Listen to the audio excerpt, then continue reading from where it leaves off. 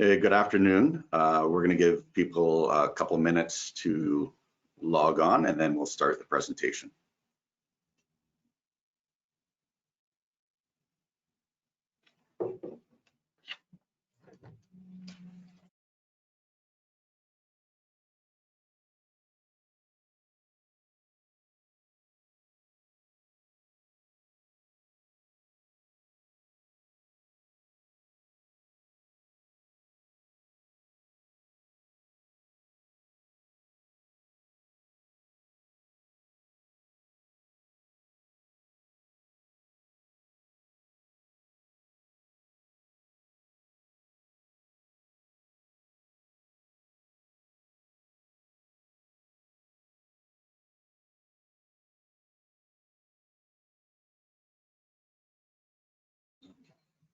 Hey, good afternoon. Thank you for joining us today. My name is Tim McCleary. I am the Vice President of Investor Relations.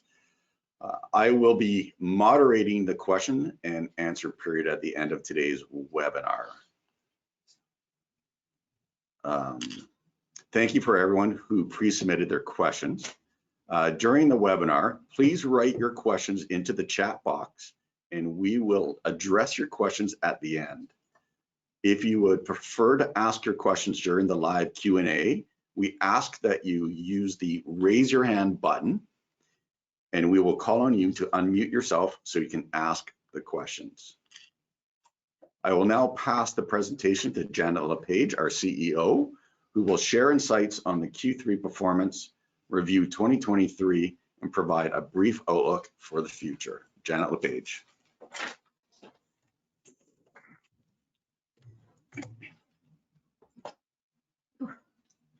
Thanks, Tim.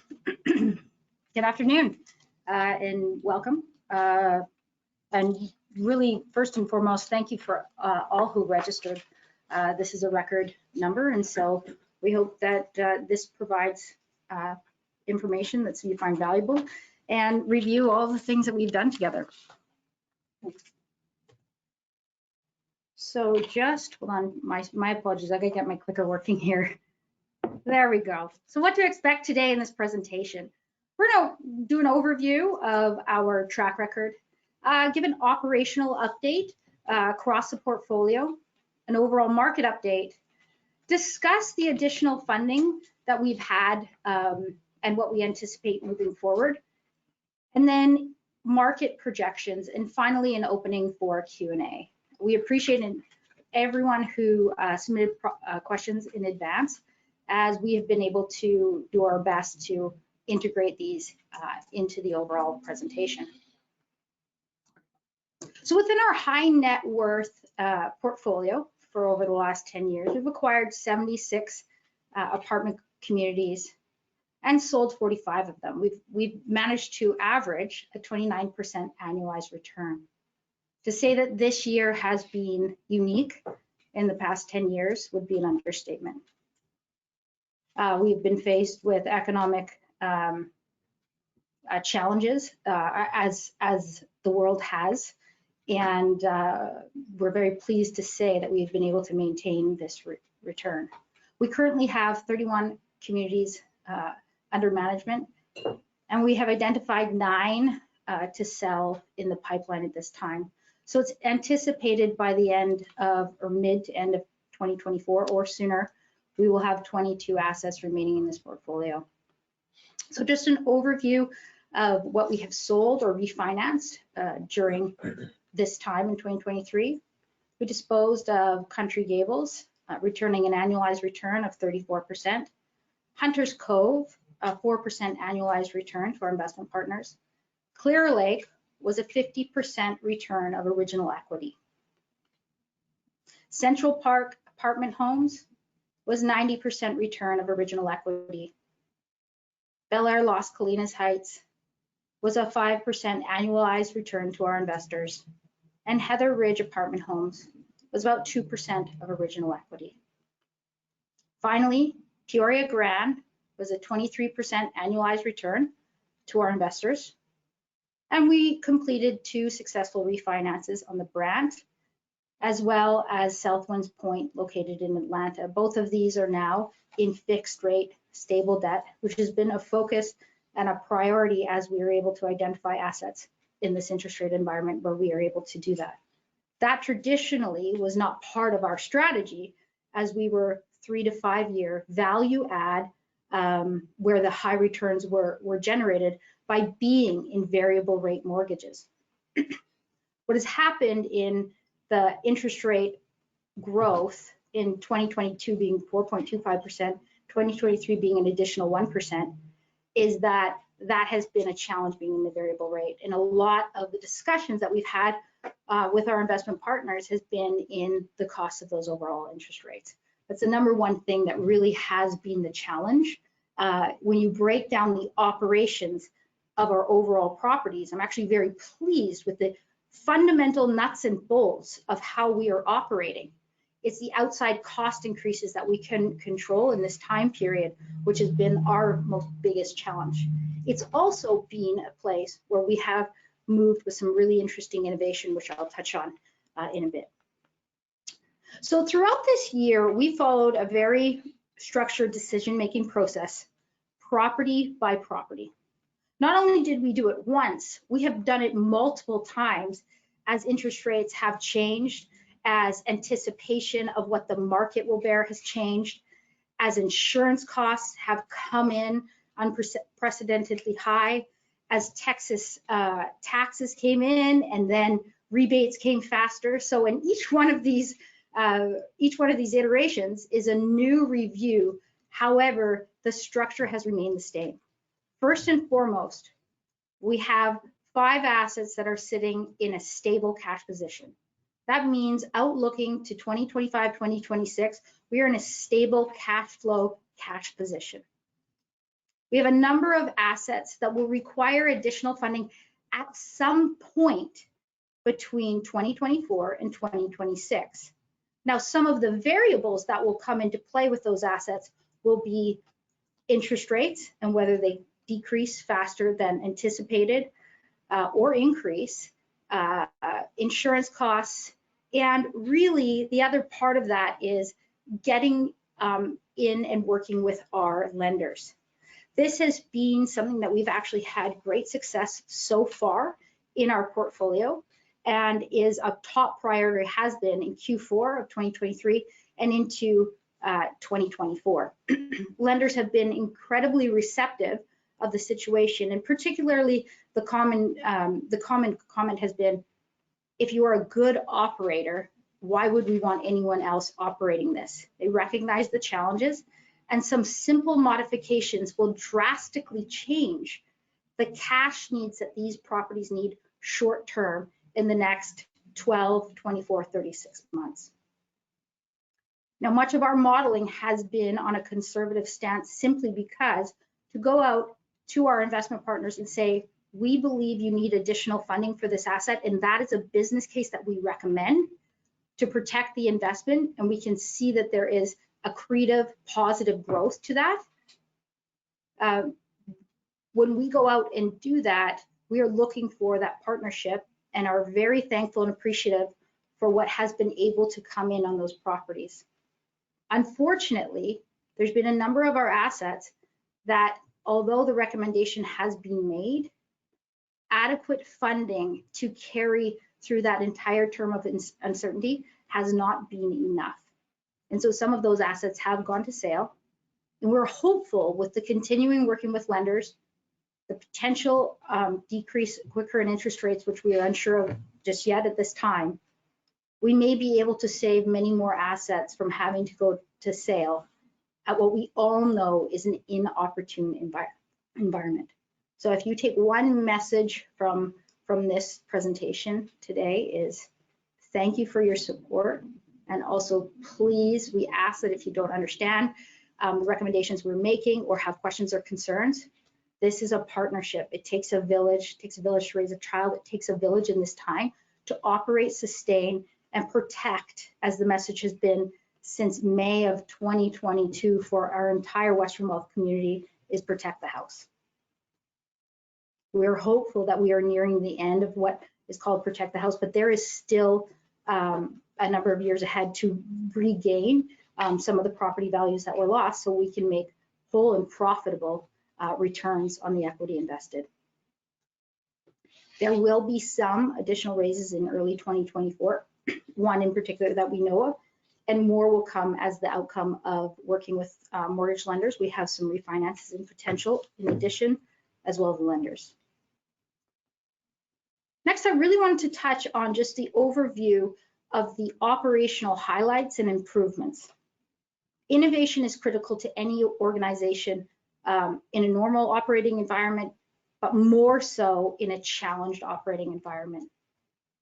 We launched in early 2023 as a pilot what was called centralized on-site functions or enhanced services, where we have a central function within our head office that could do a number of the critical tasks to ensure rent collection of every dollar and every part of the lease was completely collected.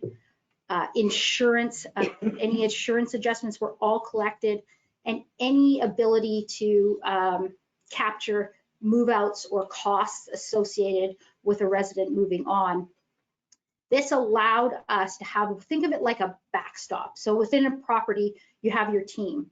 But if a team gets busy or a team is down an individual, or you have a leasing agent that's unbelievable at leasing apartment buildings, not necessarily also the best at constantly filling out every other piece. So this makes us a comprehensive team. Think of it as a backstop that is every one in place. It did come at a cost to us as a pilot, but we have seen phenomenal savings, consistency anytime there is a turnover, which we have seen more so. That's across the industry since COVID, and keeping the intellectual property and knowledge of the apartment in place. So this has been great. It does rent renewals, it does new leases, it does audits of any lease that had any other fee that needs to be charged the second it goes into your next year, etc. This is what I call the backstop funnel of all income. Colleen AI. This is an AI tool that starts out very kind, but just gently think of if you have a splinter or a tack in your foot, and every time you step down, it just pokes a little bit more and reminds you that your rent is due. And it starts very nicely. Again, it's another backstop tool to the team you have in place, but we've seen 60% improvements in collections.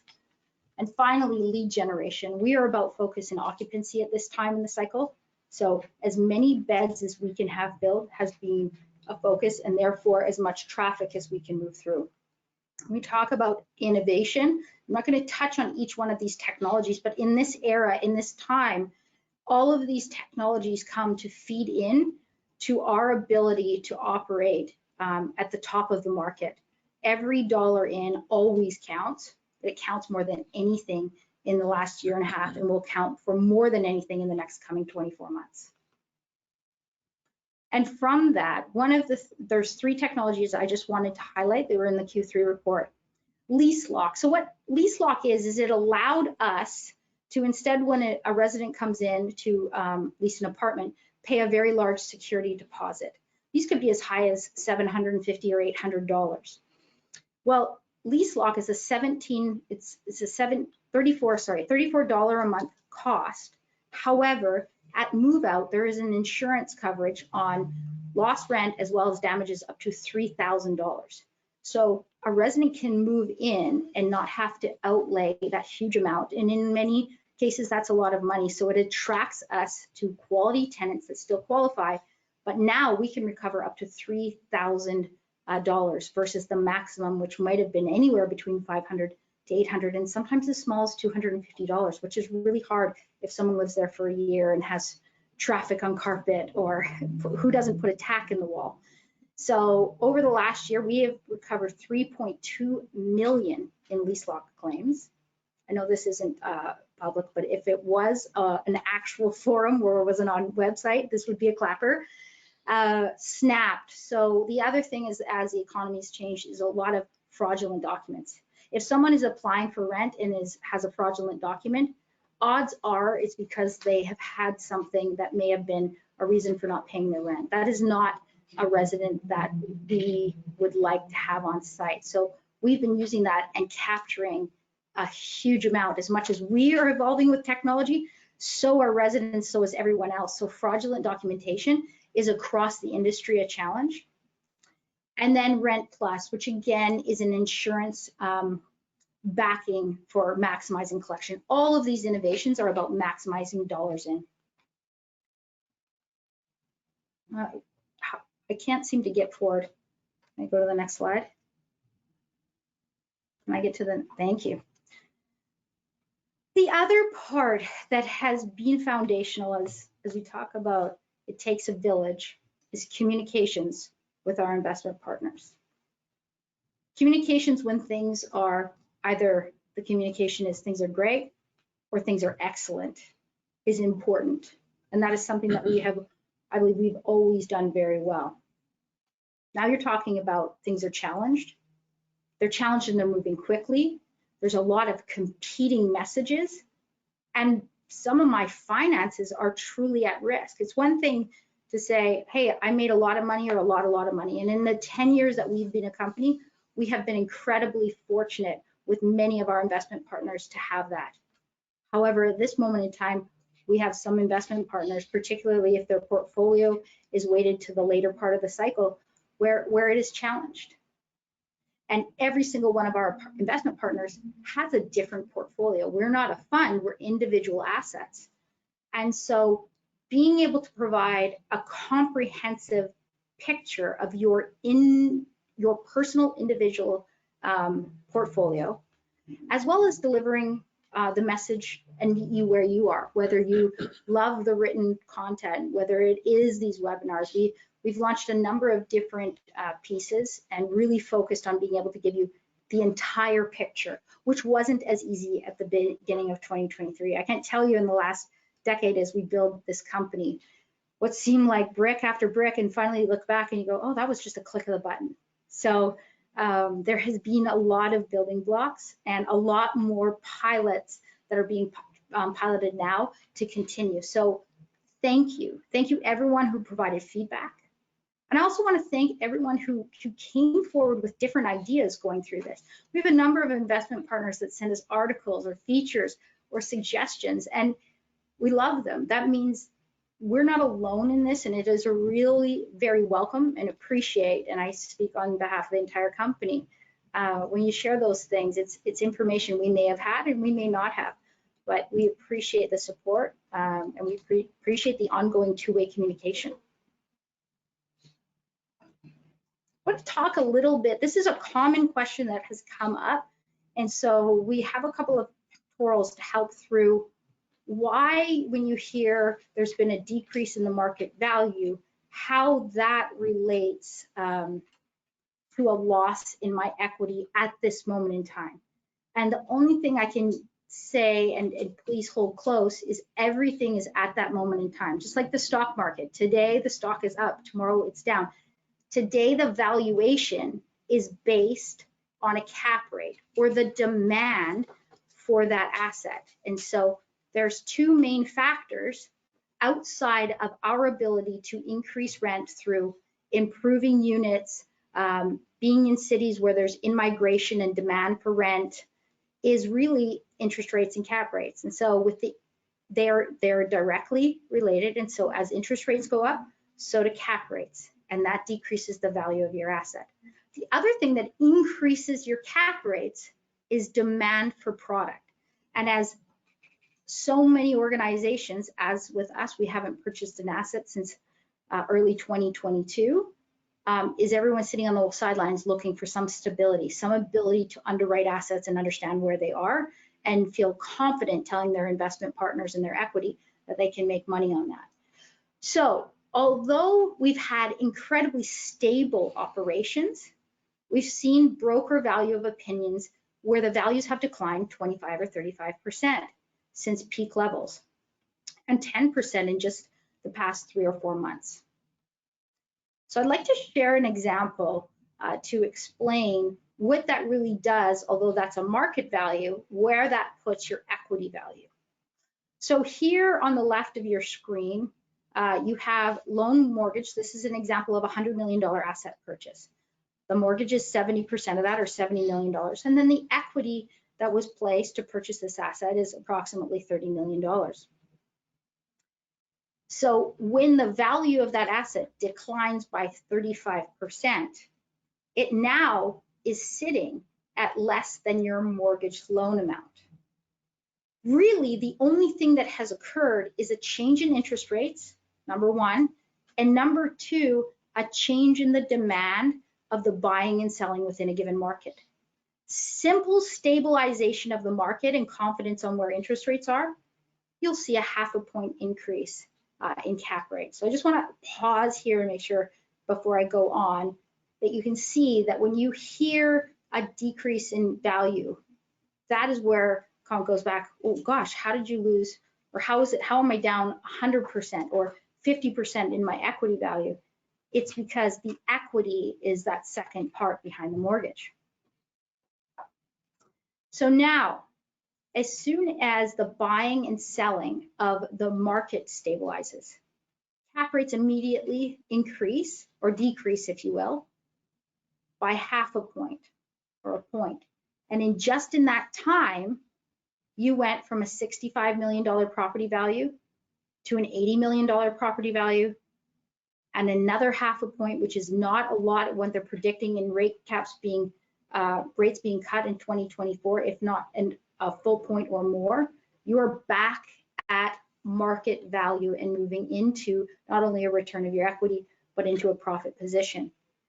So this, we hope, is a simplified way to show that when we're speaking to, needing less than 10% of, or up to 15% of your original equity investment, it's really to hold out to see this very small change occur, and with that, all of that equity growth come back. That is the protecting of the house.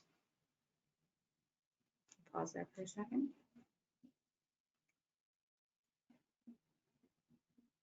The other part is that as the market slows down, we've also seen rent growth slow down. There's two reasons for that. One of them is that people are saying, as our CIO, Doug Mather, said back, I want to say at the end of 2022, was hug your resident. It was saying, don't allow anyone to move. If you think in an up-roaring, healthy market, you are actually generating vacancy so you can renovate or increase rents as they go along.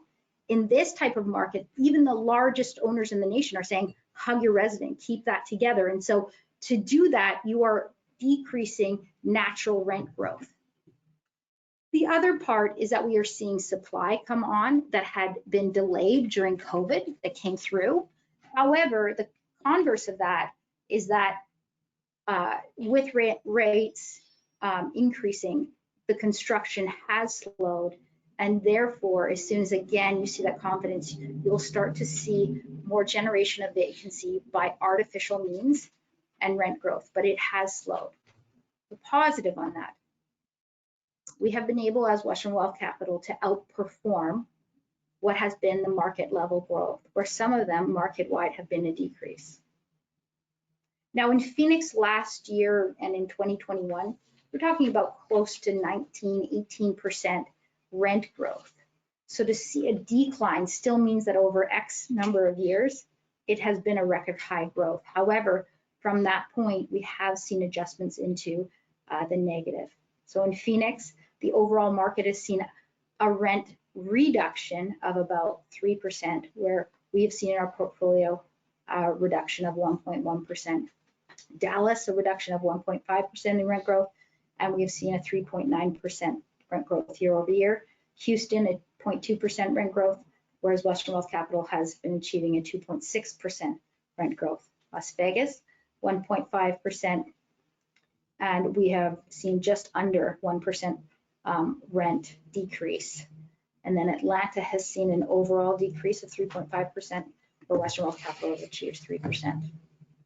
So these are not numbers that we have been used to. However, the focused attention, not acquiring, assessing your assets, knowing where we put them, has been the focus, and it's showing in our rent growth. So I've touched on this at the beginning, but I really just wanted to close home. This is the same slide from before. As we go through this process, assessing assets that will need funding, I ask that you go back to the slide and really look at where that is coming from. We have always presented a business case. And once we've come through working with the lender, if that is the case, a mortgage team for a potential refinance that might require additional equity, but will be in a much better debt position, we will be coming forward with different recommendations for additional investor input, investment. And that can be within the investors within that asset and also outside. And I thank all of the investors who have come forward to say we would like to actually invest in assets that we're not even invested in right now, because we believe in the asset. We believe in the great return that's going to be there. So thank you, and please continue to keep open communication. There is continued growing support that interest rate projections are going to decrease. This continues to be a place of uncertainty. However, even just week after week in this recent time period, the thought that rates will be decreasing in early 2024 to mid is exciting and positive. We just spoke with an investment partner this morning. Actually, it was a colleague within the industry, and last year they purchased over 100 assets, and this year they purchased 8. And we asked, what are you thinking about in your next year? And they plan to deploy $1 billion. There is a lot of dry powder. There was a lot of funds raised in 2021 ready to deploy, and in the beginning of 2022 that haven't. So we're looking forward to that, looking forward to being able to hold on to the assets that we have and not be forced into a sale position, because that demand will help with the ultimate amount that we can achieve for these assets. And we are looking, just happened here, sorry, next slide. And we're looking forward to the better days. This is your interest rate increases and what is projected. It's hard for me to see all the way through there. Really, to the dark blue is where we are today. No, what is this? Oh, this is your supply, sorry. Well, I'm saying this all wrong, so let me digress a minute here. The supply that had been coming, my apologies, with within assets will increase, but then you'll see that decrease. So with the inflation, we'll bring it back down to a high demand market, and we're already seeing that within the markets that we're in. And what's great is that's being absorbed and moving on.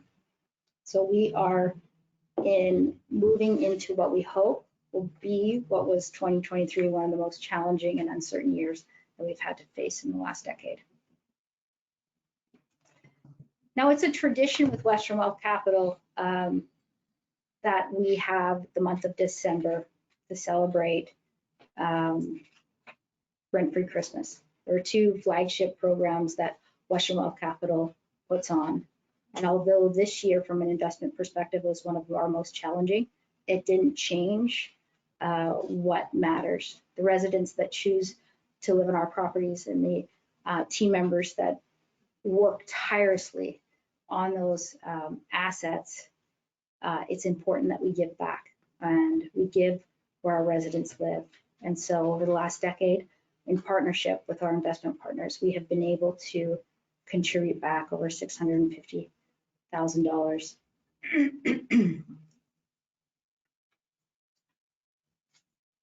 This mattered no matter what this year brought, because this is a foundation of what's important in the day in and day out.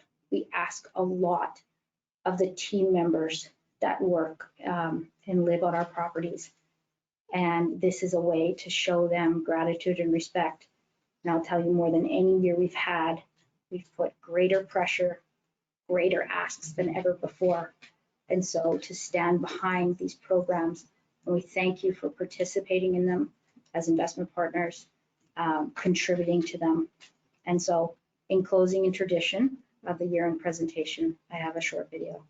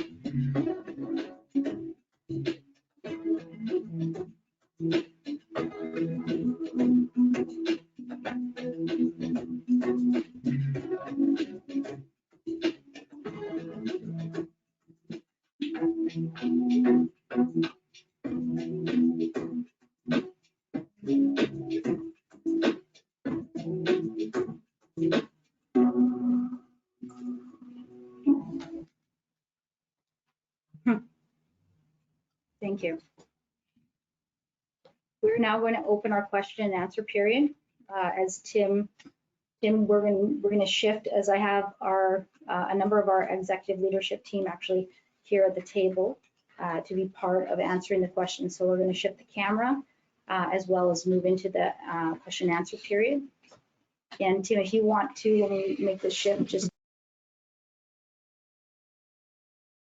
through those questions and where they can submit them, that would be great. You know, give us just a moment, please.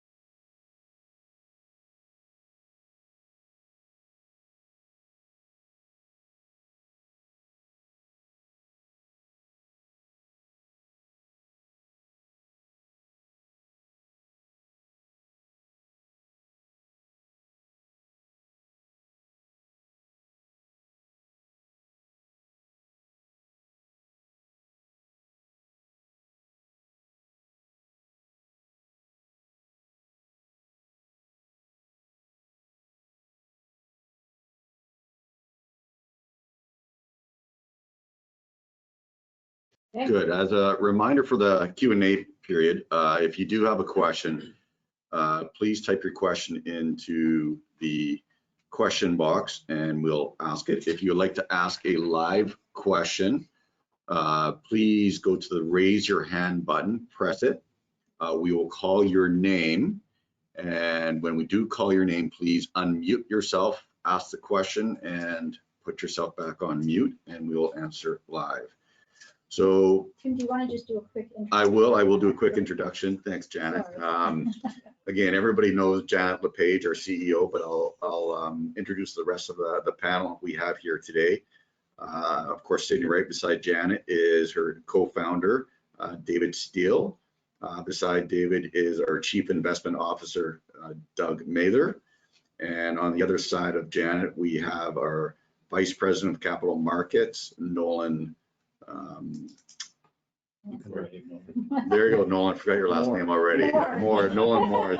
Horrible. I even asked what his last name was. And then, of course, Vice President of Corporate Operations, Eric Lofson. So we do have some questions that did come in over the period of time. And thank you for those people that submitted them. And we do have some live questions. So we will kick it off with the first question actually to Dave.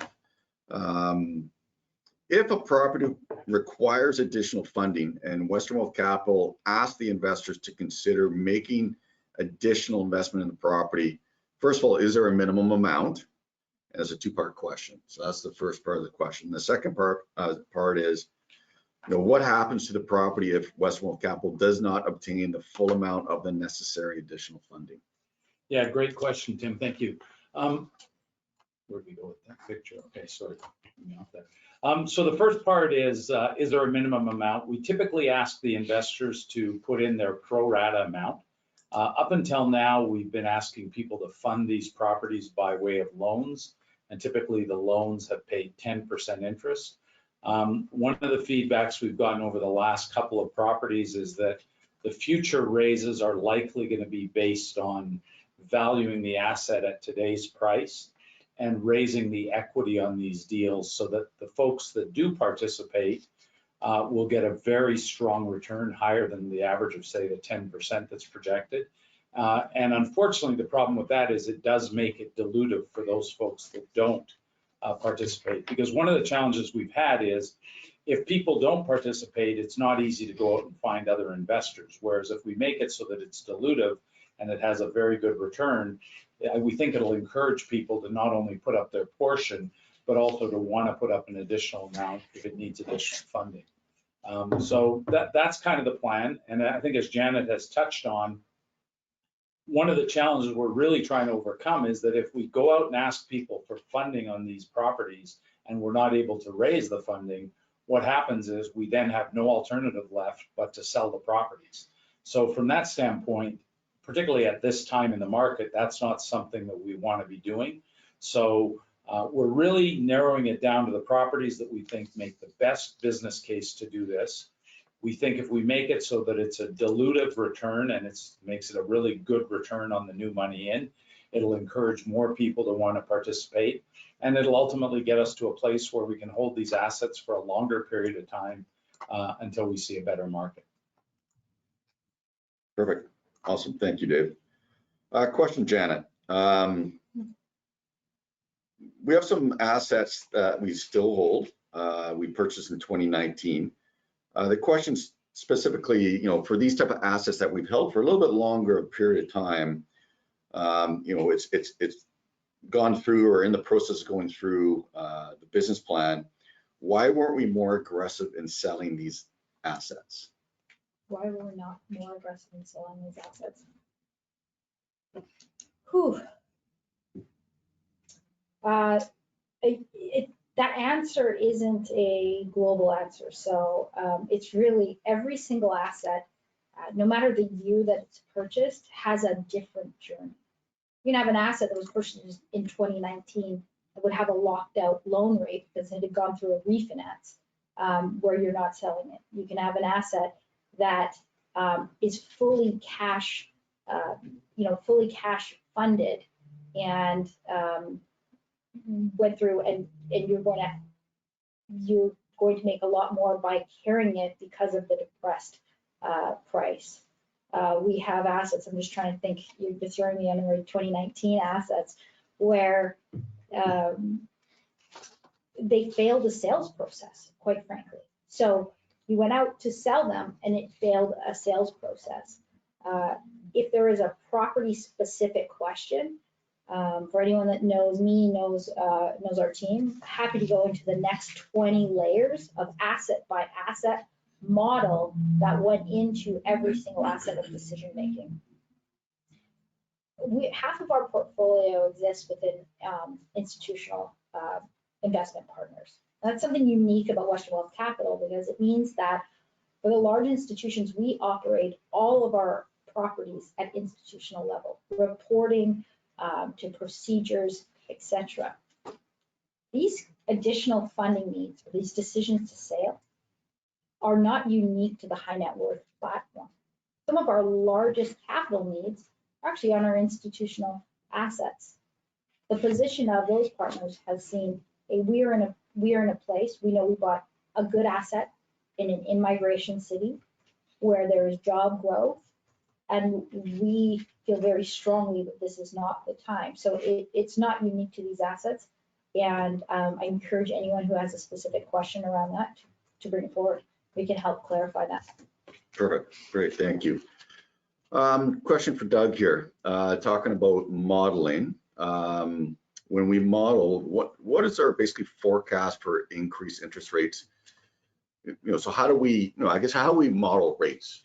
Yeah. Into good question. So historically, we have looked at the expectation of interest rates in the market from experts. There are various indices that you can look at to determine where they're going, and then we hedge off those. So we have some hedging that goes on within our modeling to protect us, and then we have hedging where we purchase a hedge on our debt such that it protects us to the upside. The challenge there is interest rates have stayed higher longer, and as such, that cost of the hedge to continue to protect ourselves from increasing interest rates has risen dramatically. Perfect. Thank you. Eric, got a question with distributions. Will there be distributions this year? And go forward look, do we project distributions in the next couple of years? Great. Yeah, so there has been, we've done the distributions for this year, and that was for one property at this time.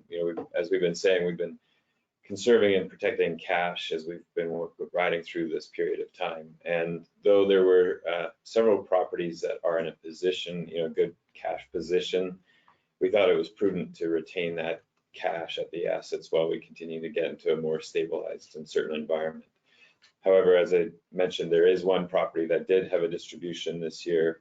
Again, in the spirit of being cautious with cash, we actually split that distribution into two installments, one that was done on November 17th, and the second one, provided that all things continue to go as we expect, then we will make a second distribution in April for that one particular asset.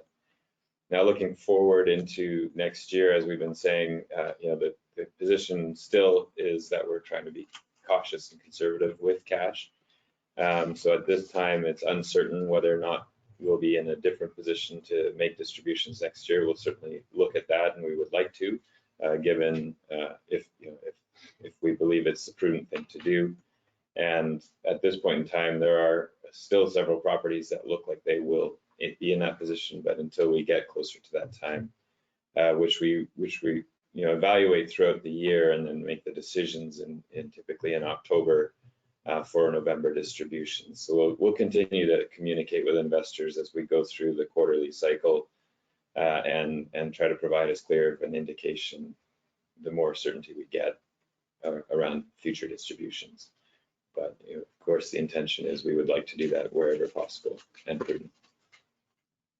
Perfect, great, thank you. Dave, question about additional funding. What's our level of confidence? I get all the additional. You're the additional funding guy.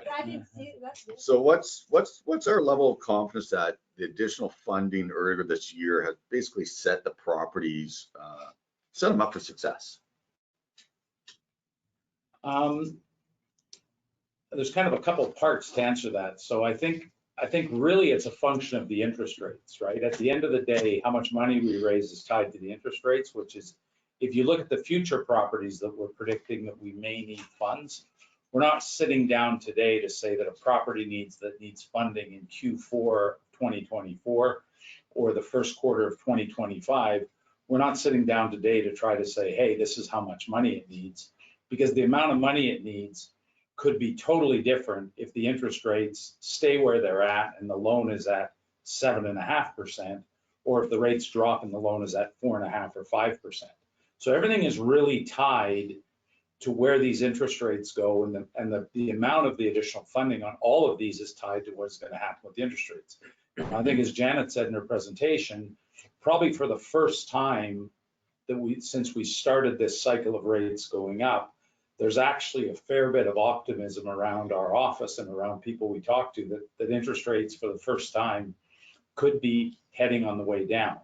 Now, none of us are, we're all a bit gun shy, so we're all a bit afraid to sort of say, hey, tomorrow they're going to start falling dramatically. But, and I think Nolan will kind of speak to it with a little bit more of the detail, but I think the hopeful side is that the rates on those are going to come down. But if the rates stay higher, then obviously, Tim, it affects how much additional funding these properties need. Because if you think about it, when we started this cycle of increase, the rates were at 3%. Today, they're at between 7 and 8%, some even as high as 8.5%. So all of the cash that goes into those properties right now is going to pay those higher interest rates. And as soon as those rates start to come down, that means more cash is available, less additional funding is needed. And as they continue to come down even further, you go to Eric's answer, which is now you're going to start to see the properties that can do distributions again. So it really is tied. One of the things we've done with quite a few of the investors is we've walked them through the specifics of the modeling. And I think that'll be one of the communication improvements you'll see in 2024 is just a few more events that walk people through the interest rates and the modeling that we're doing on each property so that people can get comfortable with the assumptions that we've used around what the interest rates are going to do. Yeah, so before we jump to Nolan and talk about rates, so I'll put you on ice for 1 second there, buddy.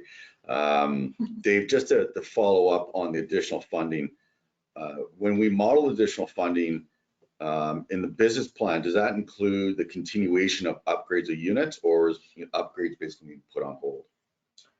Depends on the specific property. Some of them, there's actually a bunch of different buckets it falls into. Some of them, by putting in the additional funding, we can go to the lender and get the lender to continue to let us use the loan facility to do the renovations. Some of them we're raising money to do the renovations because the lender won't fund anymore. And some of them we're not getting the rent premiums at this cycle in the market to renovate the units. So we're not raising money to do that. So each individual deal has those parameters modeled in, and that's part of what will be the part of every presentation if we're out looking for additional funding. And also in that, with each one of those scenarios, we're now presenting that to each of the lenders, and we're asking each of the lenders to see if they'll provide us additional financing or refinancing on some of these that will avoid us having to come back to the investors looking for additional funding. So there's a bunch of answers within the answers, and that's why we've tried to lay it out in the way we've presented on each property to say, here's the properties we know will need some funding. Here's the time frame that we know that they will likely need the funding. And here's the steps we're taking to get all the answers before we come back to anybody looking for any additional funds. Perfect, great, thanks, Dave. So Nolan, I know we've been talking about higher longer. There is a bit of optimism out there in the market that rates are coming down. So can you elaborate on why we think rates could be coming down? Yeah, happy to. 2023 was obviously a very volatile time, unpredictable. We had 4 rate hikes of combined 100 basis points starting in January, with the last one being in July. What's happened since July is we've had 2 Fed meetings in which the Fed has elected to not hike rates. So now at this point in time, and really it's been a shift over the last 30 days, for the first time since April of 2022, we're not talking about rate hikes, we're talking about rate cuts. And now the expectation of when those cuts are going to come and how fast is where the discussion is. This is truly a shift in the last 90 days, and it's gained momentum in the last 30 days. And to talk about that shift in the last 30 days, I think it's really important to highlight where those expectations are. So market consensus today is next year, 2024, there will be roughly 100 basis points or 1% worth of cuts, interest rate cuts coming out of the Fed. The timing on that has shifted in the last 30 days. So market expectation 30 days ago was that those rate cuts were going to come in May to start. Roughly about 40% chance that was going to happen starting in May. Today, 30 days later, there's an 80% chance that those rate cuts are going to come starting in May of 2024. In fact, there's now a growing sentiment in the market that those rates will come as soon as March 2024. So 30 days ago, 10% of the market thought that the first cut was going to come in March 2024. Today, that's 45% of the market. You even have major investment banks like UBS who believe that there could be as many as 275 basis points or 2.75% worth of rate cuts just in 2024 alone. TD Bank thinks 225 basis points or 2.25%. Again, market sentiment is about 100. Doug alluded to it earlier, but we look at all of these statistics, all of the major banks, all of the expert analysis, plug it into our model, the 275, the 225, the 100, the flat, and grow and analyze based on that. But the optimism market that you're asking about, Tim, is really within the last 90 days and has accelerated in the last 30 days. For the first time since April 2022, we're talking about rate cuts, not rate hikes. So perfect, thank you. So Janet, if we do see rates coming down 2024, are we still expecting to selling or possibly selling property at a loss? Ooh. With each one of the models that we have, with any change in expectation, any change in the model, like Nolan said, when you put in the different projections, because it's the interest rate costs at these different levels, which is a lot of what is the cash flow needs, if you will, in the near term. So will there be some? Quite possibly, if we don't get the support to have them properly capitalized. What is great about the news that Nolan shared, or what honestly we're seeing, because even less than 30 days ago, although there was a little bit of chatter, it's nothing compared to now, is that we can't go out, if we go out and need a certain amount of funding to carry it through this uncertain time, the risk of that not all coming together and not getting all of those funds puts us in an even inopportune time to sell the asset, with a risk of losing some of those funds. And that's not something we're comfortable with doing at all. So Tim, it'll be an asset by asset decision making. Any interest rate decreases and any more market stability will increase the value of our assets that are at today, no matter what. So if there was going to be an experience of a loss today, it would be lesser so in any future months. And that is a very positive. I've got answered it. Yeah, no, it's perfect.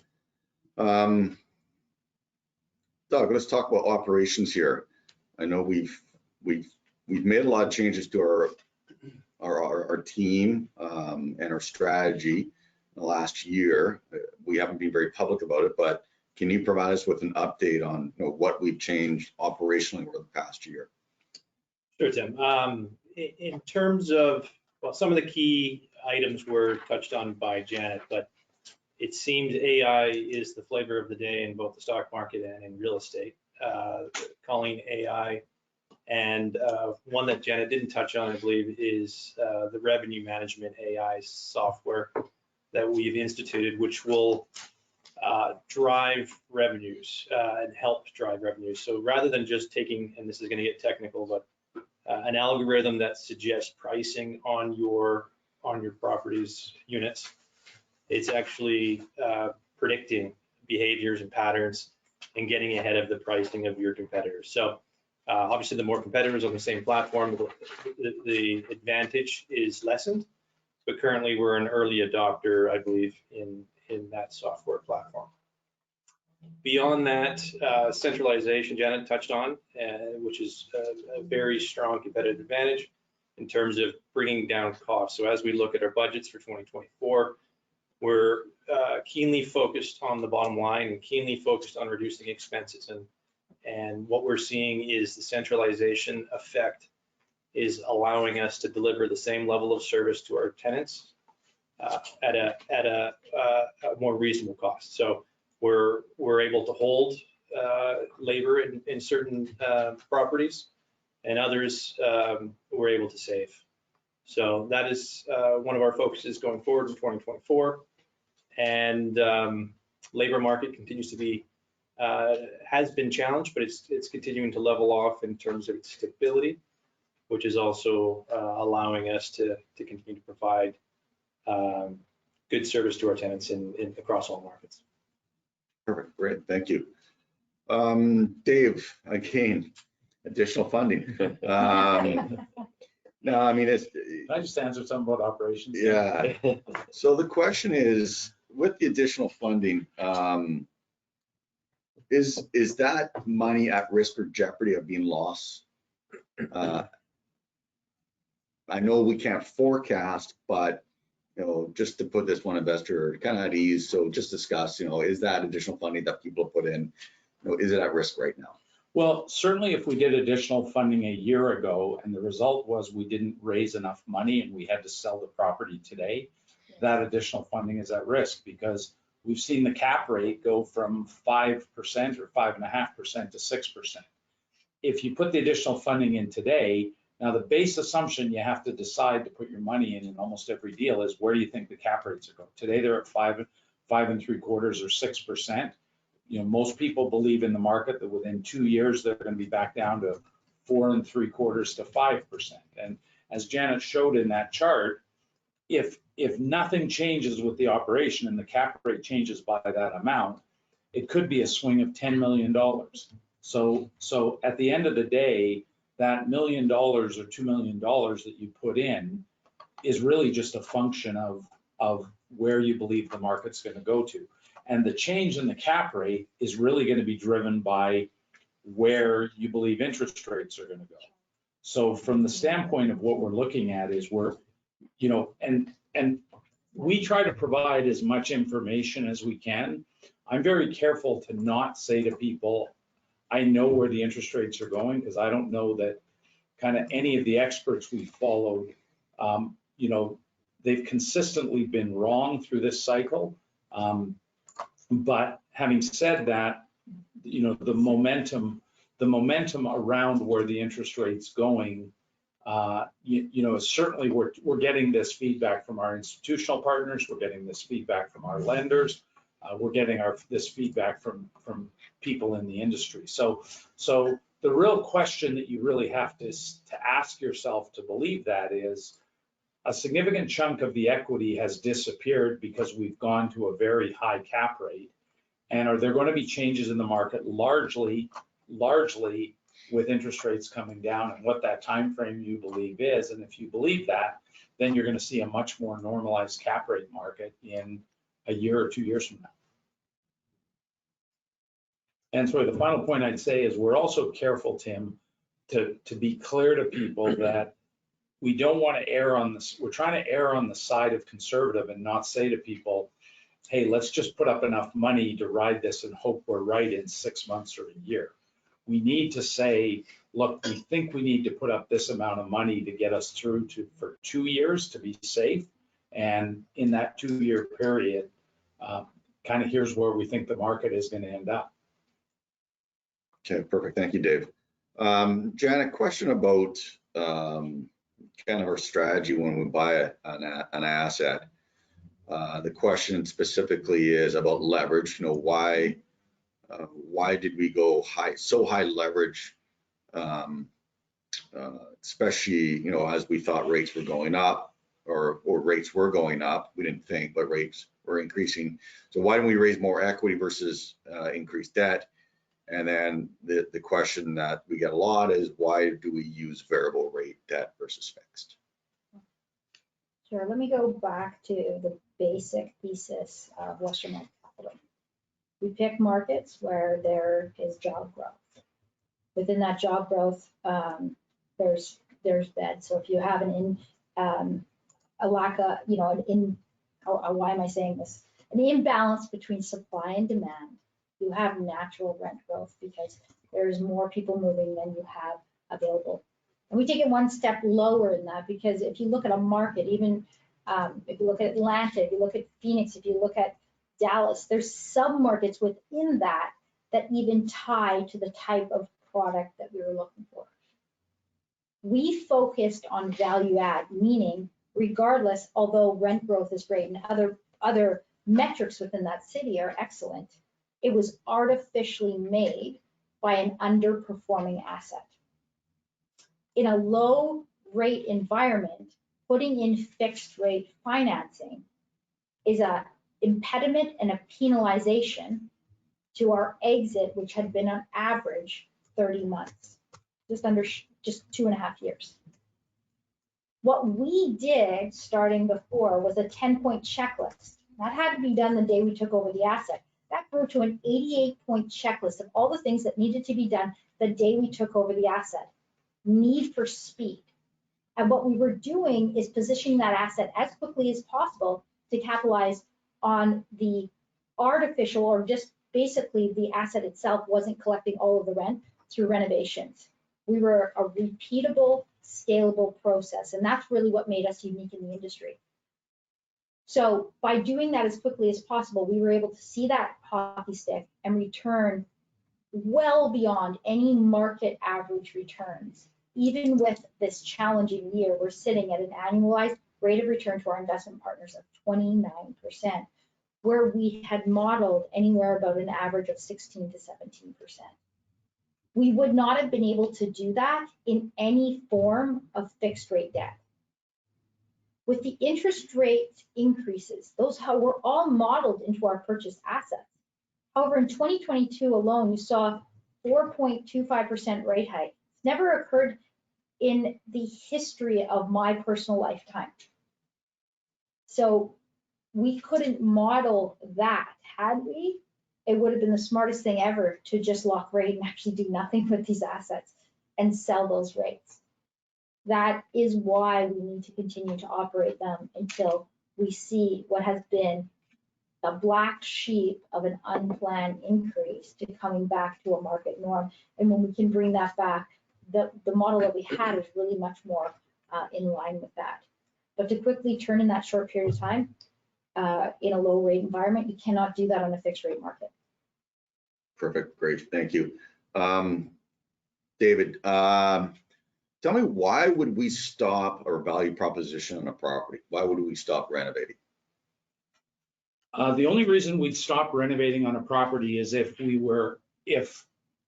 there's actually a couple reasons. One would be that the lender stops allowing us to draw down on the CapEx on the loan. And so if we don't have the CapEx on the loan, we would have to go out to investors to say, hey, we need to raise more money for this property and to keep doing the renovations, which we have in some cases. In order to do that, what you have to do is you really have to make the business case that you're going to spend the money on the renovations and you're going to get the rent increase. Because of what's happened with the slowing of the rent growth, some of these properties do not warrant doing the renovations. The majority still do. If you actually look at quite a few of these properties, we're still continuing to do the renovations. We're still getting the rent growth.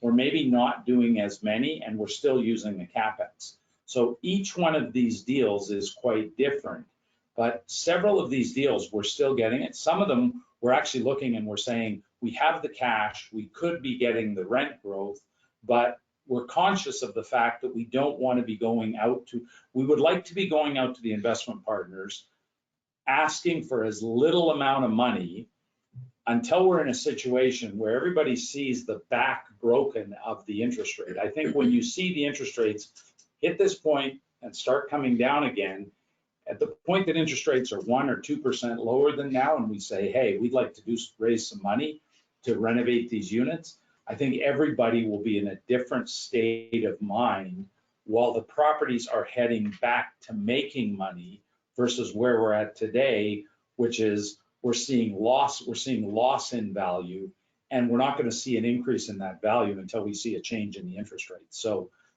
each one of these is quite different, but it's also tied to the dynamic that we've talked to enough investors. We know that people don't really want to put more money into these properties, but we also know that people understand that there's properties where we've made the business case and it's the right business case, and so it makes sense to put in additional money. And so it's that balancing act of finding the properties that need the money and the ones that we're comfortable going out and asking people for the money. Perfect. So I've got a question about lenders. Are lenders, are they a little more open to working with us with all types of properties, ones that are struggling and ones are better, to possibly for concessions or? Yeah, so once again, a two-part answer. I would say if I were to look back 6 months ago, the reception by lenders, and we try to keep our lenders engaged at all times to see if we can work and look for ways of working together to modify or make adjustments to loans to make it more beneficial to our investors. Today, they seem a little bit more willing. And I guess the second part of your question was, at the valuation point, are they more willing if it's heavily impacted in terms of decrease in value and close to loan amount?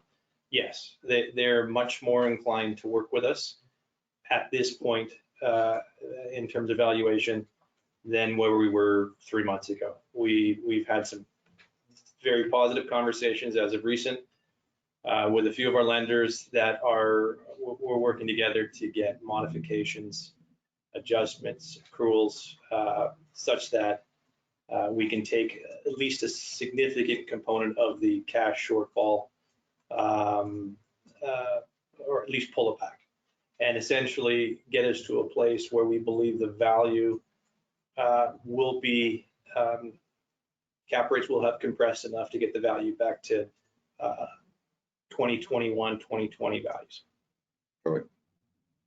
Tim, the only thing I'd add to that is it also depends how that loan is held, right? If the lender holds that in a CLO, what they can do, even if they want to, is limited. If they hold it on their balance sheet, they have more flexibility. What we've heard from our lenders is that if they're going to work with an operator on a loan, they want to work with the best operators, and they view us as that. So that's been very positively received, but there are limitations within each loan on the back end of how that loan is syndicated, on whether they do have the flexibility to work with us or not, or how easy that is for them. So it is definitely a lender by lender, deal by deal, but also back end, how is that loan held on their books or off their books in their ability to work with us. Perfect. It's been a good partnership in each one. Each Yeah. one's different, but it's just like making a deal when you buy, an apartment building. What is it that is, and it's actually been really neat having the collaboration. That's been, the first one you go and you think it's adversarial, and it's not. It's quite collaborative. It's just different for each one, and that's really where Nolan and Doug's strengths are coming through in that part. And we feel good about the outcome, actually, very good. Talking to Dad, Nolan, can you kind of explain, and I know it's a long conversation, but in a very condensed time frame, I know, but the difference between variable buying a cap rate versus fixed type of debt? Yes. Try to answer it in a simple way. Maybe the quickly benefits and the costs of, I guess, I don't know. Yeah, well, I'll just go simple. Today, fixed rate borrowing, if you're looking at 5-year fixed rate debt, which is what most of the market is doing, because they don't want to lock in our perceived higher rates for anything longer. The 5-year fixed rate option is really the shortest fixed rate debt available on the market today with agencies, Freddie and Fannie. 5-year fixed rate debt today is between 6.25% to 6.5% base case. You can pay a premium to buy that down closer to 6%, but we're talking about 6% debt. The difference in that fixed rate product is that you're subject to yield maintenance. So if you want to get out of that loan, there is a prepayment penalty. Again, you can buy down that penalty so that in the latter years of that 5-year fixed rate mortgage, it costs you less, but at minimum for 3 years, you're subject to yield maintenance. That yield maintenance becomes extremely punitive to returns as rates go down, because it's going to cost those lenders more to take them off their books, essentially. So that's going to flow through to us. So if we want to get out of that loan within 3 years, it's going to be extremely expensive. So essentially, you're locking yourself in for a minimum of 36 months, and in many cases, a minimum of 5 years. Floating rate debt, typically in today's environment, is more expensive. It's priced off the SOFR curve, or the SOFR as of that date, with a spread today of about, call it 300 basis points. SOFR today is 5.3 roughly. You're looking at, call it north of 8% debt on a floating rate basis. So fixed rate, you're looking at 6 to 6.5, or fixed rate, 6 to 6.5, floating rate north of 8 at max leverage, about 70%. Now you can buy a rate cap. I know rate cap has been a lot of our discussion time spent, and there's an education process. We can go into more detail in terms of different rate caps and how to structure those. But if you're going to buy a rate cap today, so base case, no rate cap, your debt on a floating rate basis is just north of 8%. If you buy what's called an in the money cap, I call it 2%, that 2% is going on top of SOFR. So now your debt is just north of 7%. But that 1% spread that you're getting on that floating rate loan by buying that cap is really just prepaid interest. So you're buying it today based on where the SOFR curve is expected to go, and you're paying in prepaid interest what you would have paid if you were unhedged or without a rate cap. So in simple terms, you can synthetically fix your rate on a floating rate loan by buying it in the money cap, but you're paying for it upfront, right? So it's what's making financing so challenging right now. It's really expensive to go floating rate, even if you buy it in the money cap, and fixed rate is still relative to historical norms elevated. I should say last cycle averages elevated, and it's hard to get the leverage to take out current debt. So happy to go into a lot more detail, but I'll pause there. And I guess what's really important for people to understand is the cost of those rate caps have dramatically gone up. Yeah, exactly. So when we bought those caps, so if we bought something in 2021, early 2022, we were buying in the money caps for 40 grand. 40 grand. They weren't in the money then. Well, they weren't, sorry. They're in the money today. They Yes. were not in the money at the time. Because of where rates went, we've saved One hundreds of of those thousands, millions of $40,000 dollars purchases resulted in 1.9 million in interest cost savings. savings. But at the 3-year mark, maybe kind of explain that when you have to go to rebuy it. Yeah, so cost us 40 grand at the time, saved us $1 million. If you were to buy that today, it's going to cost you $1 million just for the next year. And we're using round math, not talking about a specific deal, but you're going to be prepaying all the interest for the next year for that cap. So that's why when we're talking about rate cap renewals, why they're such a focus right now, because we bought them cheap, they saved us a lot of money. Now they're coming to renewal and rates are elevated, the forward curve is elevated, and the cost to keep that cap in place is a lot. Perfect. Great. Yeah, and Tim, I think the other important thing is it's a function of what you believe interest rates are going to be in a year from now and 2 years from now, because where we typically need the funds is you've got to pay that rate cap today of $1 million. It's forecast to be down $500,000-600,000 a year from now, and almost nothing in 2 years from now. So the cash flow is you're paying those rate caps of whatever that amount is for the next couple of years until the market goes back to what we all believe, probably not as low as it was, but something that's more normal. And when it's more normal, then you're not paying that cost of interest anymore on the property. And you're also in a situation where you can refinance it with another lender. So there's all kinds of options come into play. It's just, how do you get to 2 years from now? And the only way you can get there is you have to have the funds to be able to cover the shortfall.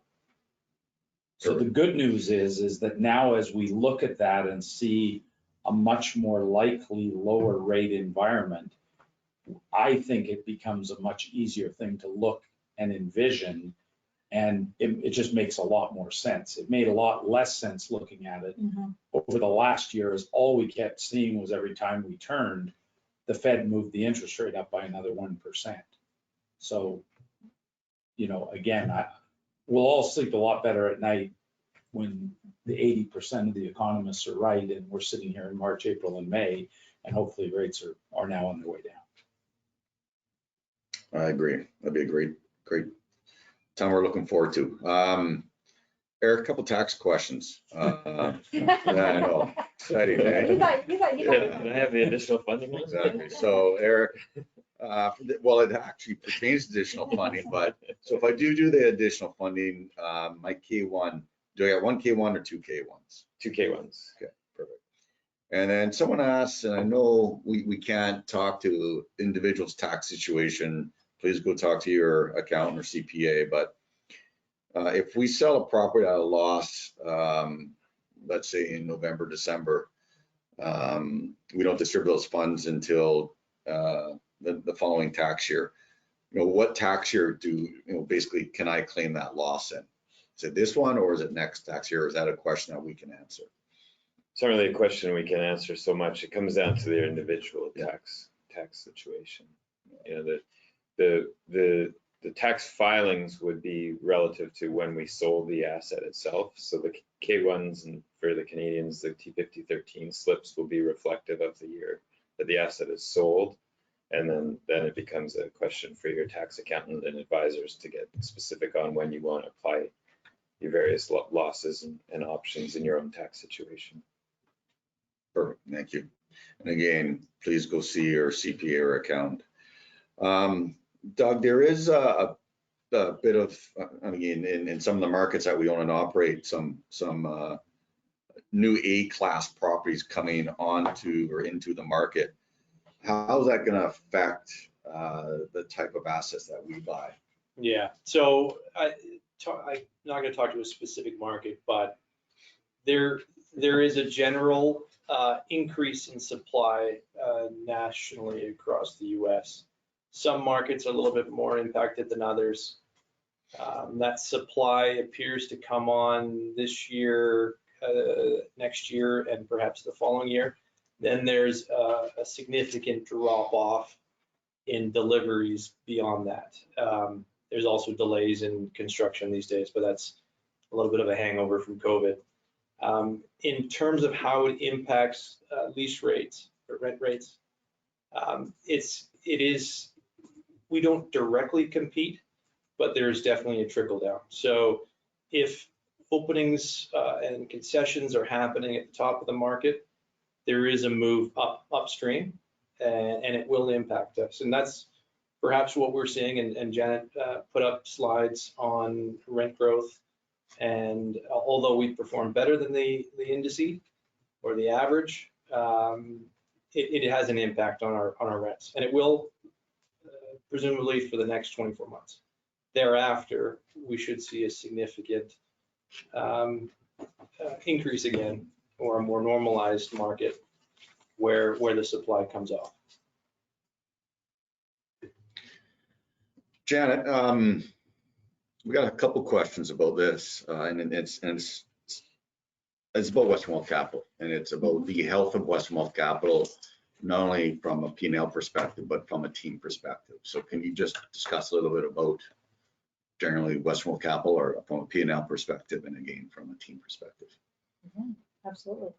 Health of Western Wealth Capital. Yeah, it's interesting. This has come up a number of times, and it's asked in all sorts of different ways. And so the most blunt way to say it is, from a financial P&L perspective, we're fine. We've been in operations for a decade. As with many of our investment partners, we have seen and exited, as you can see in those results. The company itself shares in the profits of an annualized return of 29%. That's after sharing in those investments. So I really, I would ask the same question as an investor. Financially, we're not new to the market whatsoever. We do get fees from acquiring assets. We do generate fees from having a larger portfolio. However, those margins are not massive. That's not actually something that has ever driven any decision. If it did, we would have bought something in the last year and a half. And instead, we chose to keep our acquisitions team, our acquisition analysts, our top talent, our investor relations team that has a huge part in really acquiring new assets, and redirected them to focus on communications, to focus on asset management. It's all by choice. You don't do that when you're in a financial state of trouble. Morale. We have reduced some of our team members, part of that in a reduction and part of it through attrition. Why? Because when you're doing less transactions, those are less number of people. Losing team members when you care, when we're racehorses, there's no question. And with that, we care deeply. You are able to achieve exceptional results because you have exceptional team members with exceptional relationships. And that's something that sets us apart. However, as I've shared before, this team is led through financial results. It's led more through heart. Any single one of these members could work somewhere else. Highly employed, have an excellent story of what they have built, and they choose to be right here through this. Every single one of my leadership team, I can't tell you how many folks, there's not a question, they're right here. That is both with great pride. I wouldn't say it's not without sleepless nights, feeling like, gosh, by asking too much of our team. I've always asked too much of our team. That's why they're here, because they're the type of individuals that actually only want to show up when they're asked too much of.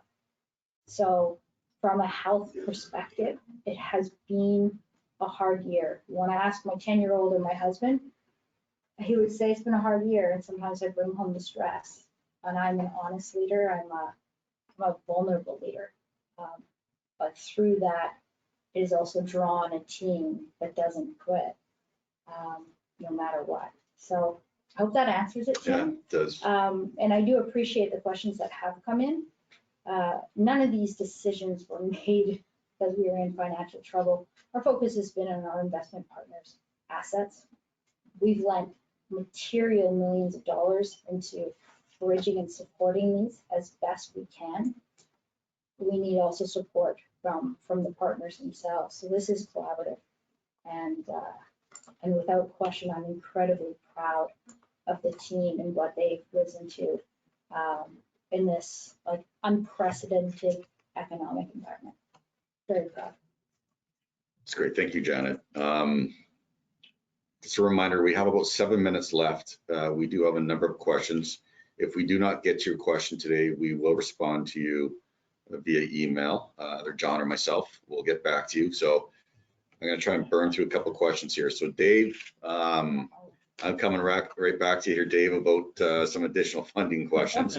So if a property needs additional capital and the value is below the mortgage value, I don't have the ability, or if I don't put the money in, will my initial investment be dilutive?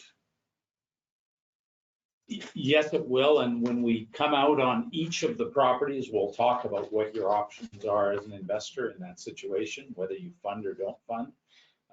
But that'll be part of the presentation as we come out on each one. Obviously, with the first one being in January, currently we have one property in the queue that we're going to be looking for additional funding on, which has been outlined in the interim and the Q3 report. Okay, perfect. And then actually just a follow-up question on that, Dave, is if will there be a possibility down the road that if some of the investors aren't able or are unwilling to put money into the additional funding, if again, while we're raising capital, can other investors basically participate? And will we be taking that to the market, general market? 100%. That's the whole idea is to avoid what's happened on some of these other properties where we've gone out and we've only got to 75% of the capital raise. So we need enough money to get us through to 2 years or 2.5 years, and we raise 75%. And it takes us to this place, takes us to no man's land, right? We're not far enough through the cycle where we want to hold the asset, but we've only been able to raise 75%. So to protect the assets, what we really need to do is we need a structure and the returns. If you believe cap rates are going to go back to 4 3/4 or 5 or 5.25%, the returns on putting the new money in are phenomenal. So we actually do think that it will make it attractive. And one of the other problems is that we're saying to a lot of people, look, do you want to fund? You need to put in $3,000 or $5,000. And people are just as likely to want to put in 10 or 15 or 20 or $50,000. So putting in $3,000 is, for a lot of people, it's a bit of a pain. So again, we don't really have a choice. We've tried doing it with the loans. The loans obviously have shortfalls. and shortcomings. And so we now need to come up with a different way. Unfortunately, none of it's going to be perfect, right? There's no perfect way to do this. But what we do need to do is we need to come up with a way where we can raise the money to get these deals through to 2026, where we think we're safely in a much better place. Perfect. Janet, quickly, we have a couple questions. With the additional fundings, the principals, are you, Janet and Dave, are you putting money into these deals and the additional Yes. fundings? Perfect. Thank you very much. Doug, question about, again, just a broad overall question about our loans. I know it could be a tough question to answer specifically, but the question is do we have any loans that are currently in default and being in violation of our covenants? So we do not have any loans that are in default for the number one. Covenants are, there's different degrees of covenants. So all are current. That's the first and foremost. That's probably your principal default covenant. There are ratios that can go offside, and it's not something that is common just to us. It's everyone in the market that has taken a 70%, 60 to 70% leverage deal in 21 and beyond on their debt coverage covenant is challenged. It's just a factor of the market, factor of interest rates and where they're at. In those cases, we work with the lenders on those specific properties to work with them to discuss how we can modify, how we can work with them, continue to work with them with that covenant offside, knowing that it is a market situation, not a operational situation. Perfect. Janet, as it pertains to interest rates decreasing, some positivity in the market, there's some assets that we're looking at maybe selling at a loss. If we can just hold on, do you think that we can flip some of these properties from a substantial loss to maybe a smaller loss or to a positive? That is the ongoing analysis and ongoing communication with our partners. Never did we enter into any asset that we purchased with the thought of being in a loss position. I mean, like the sensitivity that we did was so far beyond that. The worst asset we ever sold for was a 9% annualized return. I did have to go to counseling and discuss it with them because I felt like a very huge failure. I'm not kidding you. So to ever be in a position where there's a loss, where we have to be very careful is the sentiment has recently changed. And if anybody is praying, it's myself, along with anything else that you can do. So, but the sentiment doesn't mean it's reality right now. And so when we're doing these assessments of what the needs are, we're not running these assets on hope. We need to run it in a place where we do not make a knee-jerk sale. There's nothing worse than going out into the market with a shotgun sale. People will know. And so I'd also like to add, as I didn't note in the webinar, it just came up in my mind, is that what is shared here today is confidential. The materials we request are confidential. Anything shared publicly could impede the assets that you're investing in for the exact reason of a shotgun. Somebody shared that this was impeded and it goes to market for sale. It will add to impacting the price of your investment and your investment peers. So that is part of the negotiation and the sale process.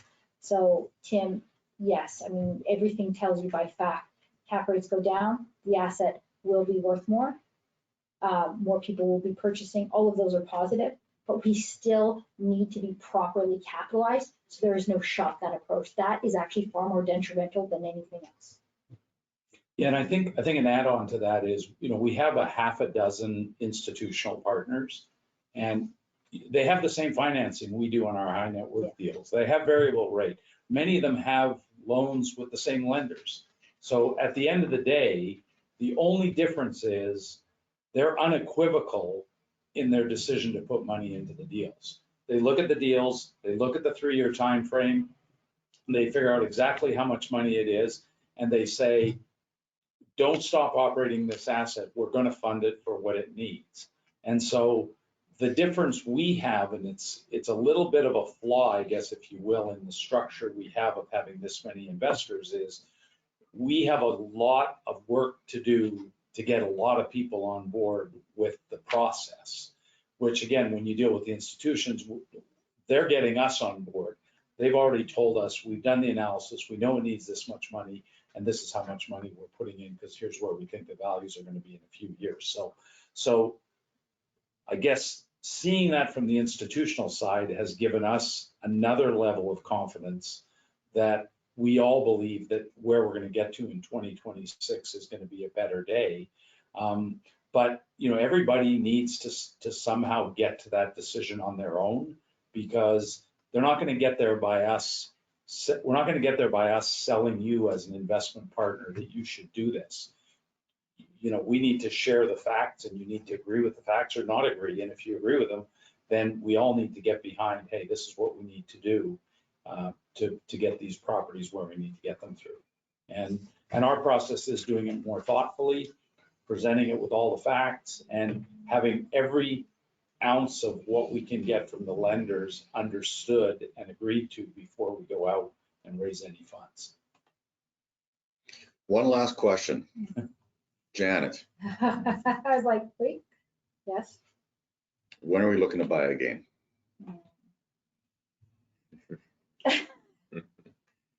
Very shortly. The message has gone to begin looking. With the market sentiment changing, actually right now before it completely changes is where you will have your most opportunistic buys, especially if you can tie up assets that are very unique with a long-term close. We have not released the team to start looking, and that will happen before Christmas. The focus has just been on these assets. Now that you're seeing the sentiment getting ahead of it, we will begin to look. Our focus will remain the same on protecting the house, but we will create the capacity within our head of acquisitions to begin finding a unique asset. And when that unique piece comes forward, we will bring it out to our partners first. Okay, we'll wrap it up there. So first of all, thank you all for your questions. Again, as a reminder, if we did not get to your question, that we will answer your question. Either again, John or myself, Tim will answer your question. Thank you to the panel for answering the questions. Janet, thank you very much for the update on Q3 and 2023. We'll wrap this up. We will send out the recording. And thank you to all listening, all the questions, and for everybody listening. Have a great evening. Thank you. Thank you for moderating, Tim. Thank you all.